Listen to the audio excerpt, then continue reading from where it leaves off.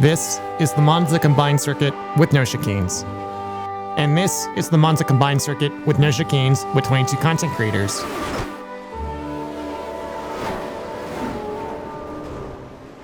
Any questions? Safety car in 5, 4, 3, 2, 1. The Creator Series season begins at the Temple of Speed's combined layout for the start of the summer shakeup. This week, the Lotus 79, and every week thereafter, a different car and a different circuit to test the average Redditor hypothesis that content creators are clueless and don't know how to drive, as if that's the reason why we were picked for this series. Well, I'm here to tell you those people are stupid. You already know me, the Hyperstar. They made me the center of the poster because I'm so cool, or actually, more like because I was one of the last to send in my sick headshot. I didn't know most of the names here, and that's not me being big-headed, I just barely watch anybody. I didn't know this man's name, but boy did I know his forearms when I saw him. This is Infratic, the Ferrari esports ambassador, Twitch partner. He is jacked to the gills, look at those forearms. But here is a familiar face to me. This is Els, my cool Twitch streamer friend. She also really loves Pokemon, and the first time I talked to her at Red America, she made me look like a giant. I've heard of this man for reasons I'll explain. This is Strassner. He was on that Indy 500 qualifying grind back in May, so we understand the pain. But one day he asked, quote, "Is that the blonde guy?" regarding me. I have my sources, Strassner.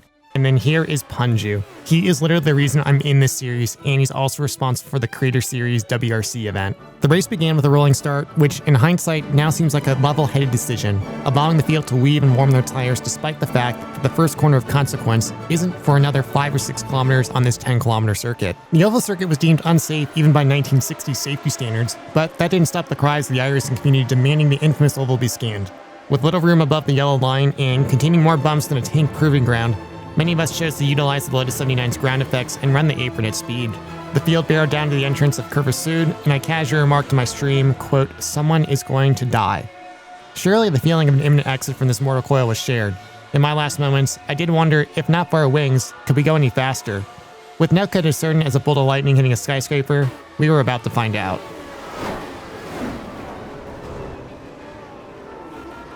Three-quarters of the field was immediately demolished in this accident. But not to worry, the Creator Series gave us 4 fast repairs to cater to our indiscriminate driving techniques. Here's Infratic refusing to lift, the opposite of what he actually does with his barbells. Debris and shrapnel littered the track, and it was apparent that even a ground effect car sans wings was incredibly inefficient. Punju here attempted a novel method of gaining speed by attempting to reduce all sources of friction on his car. Inevitably, the cars reached the portion of the circuit that actually required the use of the middle pedal, which we frantically attempted to find on our recalcitrant cars. They were of no use. Perhaps the mechanics found no reason to fine-tune them with the full knowledge of who would be participating. The safety car was deployed, which the race organizers wisely decided to have manual safety car periods instead of putting us at the mercy of the iRacing safety car. It also had the additional benefit of avoiding the dilemma of who to award driver of the day to if the safety car led over half the race distance. The leader will control the pack on the exit of the Ascari chicane. The safety car pulled away. We'd hoped to never see it again, but the way my race turned, I would eventually be begging for it to be deployed at the mere sight of a pizza box being blown onto the track. Kamikaze led the field on the restart while showing off his sick sneaking skills down the straightaway, but it only delayed the inevitable. Being mired in the back of the field after taking a reset, I almost left our pixel mortal coil again, but I was fortunate.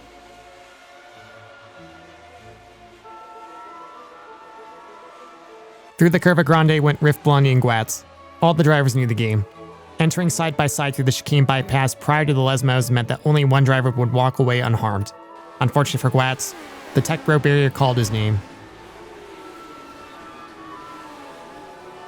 Fearful of taking another reset and understanding my complete acceptance of the futility of overtaking on a circuit with 2 left-hand corners where you're 90% full throttle for the lap, I decided to practice a little give and take. Brendan, we could have done it! I got a plan. I see you choose life. I like your style. Punju clearly never knew the tragic demise of Aeschylus, a playwright who is ironically considered the father of tragedy. Minding his own business on a walk in Sicily, he met his end when a tortoise fell from the sky after being dropped by an eagle, who apparently mistook his head for a rock. That wasn't the plan. This heinous accident was once again caused by netcode. It involved Tiamat Marduk and Joshimas.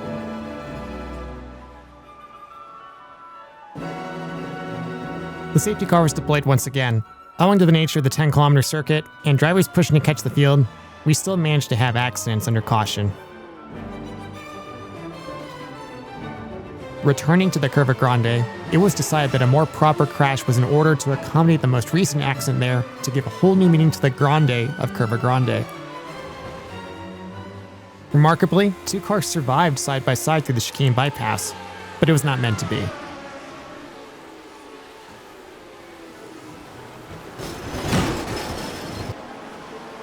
The race lead was held by Sparks at the midway point. He had not yet pitted for fuel to finish the race, presumably to hold the lead and get quality airtime for the magnificent piece of art that was his livery. After Sparks pit for fuel with the only car that has fuel measured in imperial gallons, B-Roy took over the lead of the race with a substantial margin to the cars behind.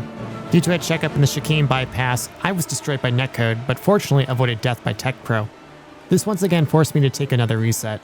Rejoining in the back, I finally had a proper battle on the battlefield that was this race. And here now we introduce the gentleman driver, Super Noodle Bagel, who I can only presume his kitchen cupboard is stocked full of the products in his name. We had a wonderful race together, and neither of us ballparked each other.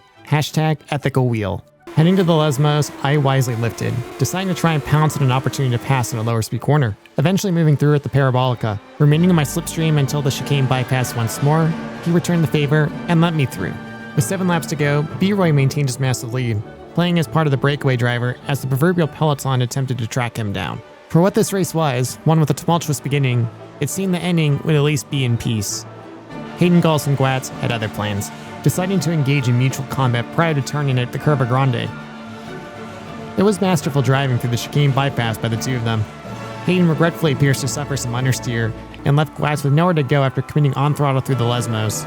This incident prompted a safety car, as the race leader approached what was clearly a dangerous and life-threatening situation.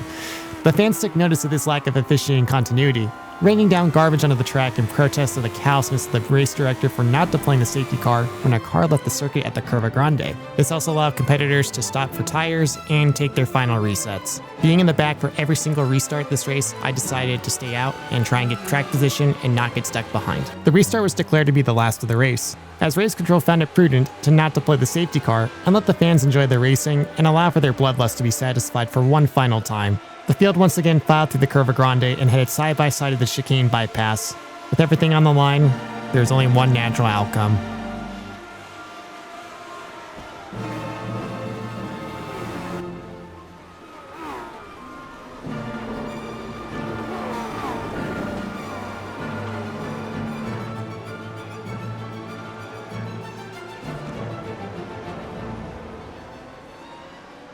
Cowards die many times before their deaths.